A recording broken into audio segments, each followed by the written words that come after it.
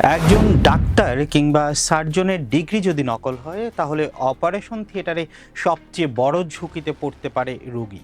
ঠিক একইভাবে একজন গবেষকের গবেষণা যদি জালিয়াতি, তথ্য বিকৃতি কিংবা চর্যবৃত্তির উপর দাঁড়িয়ে থাকে তাহলে ক্ষতিগ্রস্ত হয় পুরো সমাজ, বিজ্ঞান এবং একটি দেশের আন্তর্জাতিক বিশ্বাসযোগ্যতা। আর সেই কারণেই আজকের এই প্রতিবেদন শুধু কয়েকজন গবেষকের বিরুদ্ধে উঠে আসা অভিযোগের গল্প নয়, এটি বাংলাদেশের গবেষণা জগতের বিশ্বাসযোগ্যতা নিয়ে এক ভয়ঙ্কর সতর্কবার্তা। সম্প্রতি প্রকাশিত এক অনুসন্ধানে উঠে এসেছে 2019 সাল থেকে 2026 সালের জুন পর্যন্ত অন্তত 325টি গবেষণাপত্র আন্তর্জাতিক জার্নাল থেকে প্রত্যাহার করা হয়েছে, যেগুলোর সঙ্গে বাংলাদেশের বিভিন্ন বিশ্ববিদ্যালয় ও গবেষণা প্রতিষ্ঠানের গবেষকেরা যুক্ত ছিলেন। এই সংখ্যা চূড়ান্ত নয়, আরও থাকতে পারে। সবচেয়ে উদ্বেগের বিষয় হলো বিশ্বের নামকরা প্রকাশনা সংস্থাগুলো নিজেরাই এসব গবেষণা প্রত্যাহার করছে। ভুয়া পিয়ার রিভিউ, তথ্যের অসঙ্গতি, প্লেগারিজম, একই তথ্য বারবার ব্যবহার, অপ্রাসঙ্গিক সাইটেশন এবং পেপার মিলের মতো গুরুতর অভিযোগ। এই ঘটনাগুলো আলাদা আলাদা নয়, বরং একটি বড় সংকটের ইঙ্গিত দিচ্ছে। প্রথমেই বুঝে নেওয়া যাক গবেষণা এত গুরুত্বপূর্ণ কেন। একটি গবেষণাপত্র শুধু একজন শিক্ষকের পদোন্নতির কাগজ নয়।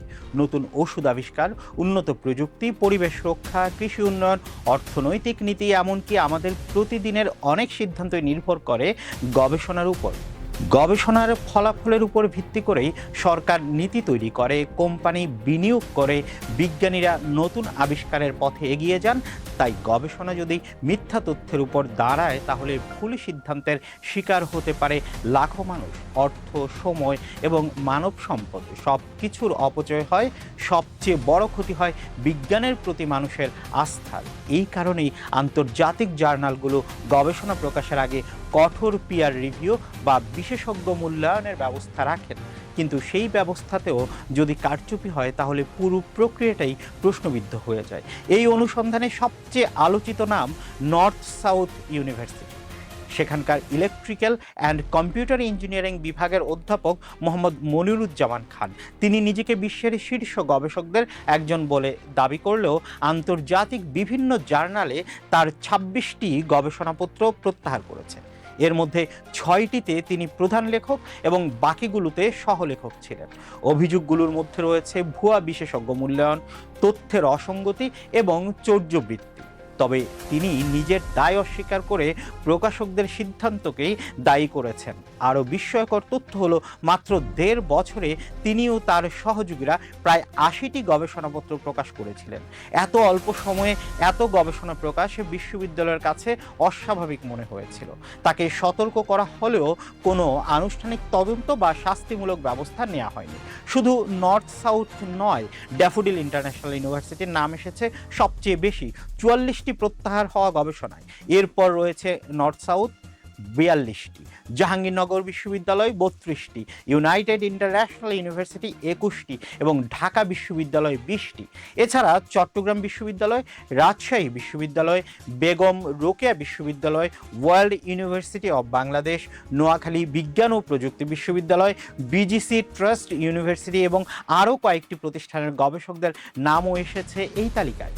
তবে এখানে একটি বিষয় পরিষ্কার করে বলা জরুরি, কোনো প্রতিষ্ঠানের নাম তালিকায় থাকা মানেই সেই প্রতিষ্ঠানের সব গবেষক অনিয়ম করেছেন, ব্যাপারটা এরকম নয়। অভিযোগগুলো নির্দিষ্ট গবেষণাপত্র ও সংশ্লিষ্ট গবেষকদের বিরুদ্ধে। কিন্তু একই প্রতিষ্ঠানের একাধিক গবেষণা প্রত্যাহার হলে স্বাভাবিকভাবেই প্রতিষ্ঠানের গবেষণা সংস্কৃতি ও তদারকি নিয়ে প্রশ্ন ওঠে। অনুসন্ধানে আরও দেখা গেছে অনেক গবেষণায় সৌদি আরবের বিভিন্ন বিশ্ববিদ্যালয়ের গবেষকদের সহলেখক হিসেবে যুক্ত করা হয়েছে।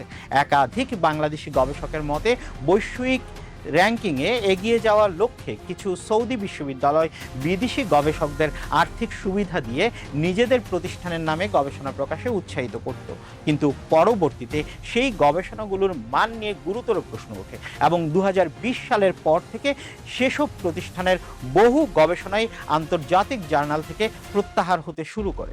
শুধু তাই নয়, কিছু ক্ষেত্রে পেপার মিল নামের একটি আন্তর্জাতিক জালিয়াতি চক্রের সংশ্লিষ্টতার কথাও প্রকাশকেরা উল্লেখ করেছেন। করেছেন। পেপার মিল মূলত এমন একটি বাণিজ্যিক ব্যবস্থা যেখানে অর্থের বিনিময়ে ভুয়া বা নিম্নমানের গবেষণা তৈরি, লেখক হিসেবে নামযুক্ত করা কিংবা প্রকাশের ব্যবস্থা করে দেওয়া হয়। অর্থাৎ গবেষণাও এক ধরনের ব্যবসায় পরিণত হয়। অথচ গবেষণার মূল ভিত্তি হওয়া উচিত সততা, স্বচ্ছতা এবং যাচাইযোগ্য তথ্য। এই অনুসন্ধানে আরও কয়েকজন গবেষকের নাম উঠে এসেছে।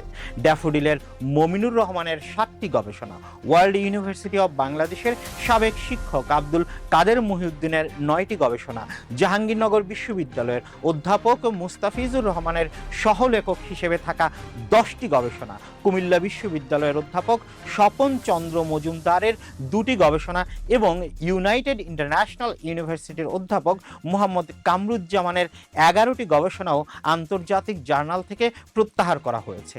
অভিযোগের ধরন প্রায় একই: ভুয়া পিয়ার রিভিউ, তথ্যের অসঙ্গতি, প্লেগারিজম কিংবা গবেষণায় নৈতিক লঙ্ঘন। যদিও অধিকাংশ গবেষকই নিজেদের নির্দোষ দাবি করেছেন এবং কেউ প্রকাশকের ভুল, কেউ সহলেখকের দায়িত্ব, আবার কেউ প্রক্রিয়াগত সমস্যার কথা বলছেন, কিন্তু আন্তর্জাতিক প্রকাশনা সংস্থাগুলোর অবস্থান স্পষ্ট। যখন গবেষণার সততা নিয়ে আস্থা হারিয়ে যায়, তখন সেই গবেষণাপত্র প্রত্যাহার করা হয়। বিশ্বের গবেষণা অঙ্গনে গবেষকের মান নির্ধারণে সাইটেশন বা অন্য গবেষকদের উদ্ধৃতি একটি গুরুত্বপূর্ণ সূচক, কিন্তু যদি ভুয়া সাইটেশন, অপ্রাসঙ্গিক উদ্ধৃতি বা জাল গবেষণার মাধ্যমে সেই সংখ্যা বাড়ানো হয়, তাহলে পুরো মূল্যায়ন ব্যবস্থাই বিকৃত হয়ে যায়। ফলে প্রকৃত গবেষকরা ক্ষতিগ্রস্ত হন, আর আন্তর্জাতিক অঙ্গনে বাংলাদেশের গবেষকদের প্রতিও সন্দেহ তৈরি হয়। অনেক আন্তর্জাতিক জার্নাল ভবিষ্যতে বাংলাদেশি গবেষকদের জমা দেওয়া গবেষণাপত্র আরও কঠোরভাবে যাচাই করতে পারে। এর ফলে সৎ ও মেধাবী গবেষকদেরও অতিরিক্ত বাধার মুখে পড়তে হতে পারে। সবচেয়ে উদ্বেগের জায়গা হলো জবাবদিহির অভাব। কোথাও শুধু মৌখিক সতর্কতা, কোথাও কোনো তদন্ত হয়নি, আবার কোথাও বিশ্ববিদ্যালয় বলছে এ ধরনের ঘটনার জন্য তাদের স্পষ্ট নীতিমালা নেই। যদিও বিশ্ববিদ্যালয় মঞ্জুরি কমিশনের চেয়ারম্যান অধ্যাপক মামুন আহমেদ জানিয়েছেন, কোনো বিশ্ববিদ্যালয় ব্যবস্থা না নিলে ইউজিসি নিজেই তদন্ত করে শাস্তিমূলক ব্যবস্থা নিতে পারে। এখন প্রশ্ন হলো, সেই ঘোষণা বাস্তবে কতটা কার্যকর হয়? কারণ বিজ্ঞানের জগতে বিশ্বাস হারানো খুব সহজ, কিন্তু সেই বিশ্বাস ফিরিয়ে আনা অত্যন্ত কঠিন। বাংলাদেশে অসংখ্য সৎ, পরিশ্রমী এবং আন্তর্জাতিক মানের গবেষক রয়েছেন, যারা বছরের পর বছর কঠোর পরিশ্রম করে দেশের ভাবমূর্তি উজ্জ্বল করছেন। তাই কিছু অনিয়মকারীর কারণে পুরো গবেষণা সমাজকে প্রশ্নবিদ্ধ হতে দেয়া যায় না। গবেষণার সাফল্যের শর্টকাট নেই। সত্যিকারের গবেষণা সময় চায়, পরিশ্রম চায়, ব্যর্থতা চায় এবং সর্বোপরি সততা চায়। কারণ একটি ভুয়া গবেষণাপত্র হয়তো সাময়িকভাবে একজনের সিভি সমৃদ্ধ করতে পারে, কিন্তু দীর্ঘমেয়াদে সেটি ক্ষতিগ্রস্ত করে বিশ্ববিদ্যালয়, গবেষণা প্রতিষ্ঠান, দেশের একাডেমিক সুনাম এবং ভবিষ্যৎ প্রজন্মের জ্ঞান ভিত্তিক অগ্রযাত্রাকে। তাই এখনই সবচেয়ে বড় প্রয়োজন কঠোর নৈতিক মানদণ্ড, স্বচ্ছ তদন্ত, কার্যকর জবাবদিহি এবং এমন একটি গবেষণা সংস্কৃতি যেখানে প্রকাশনার সংখ্যার চেয়ে সত্যের মূল্য অনেক বেশি হবে।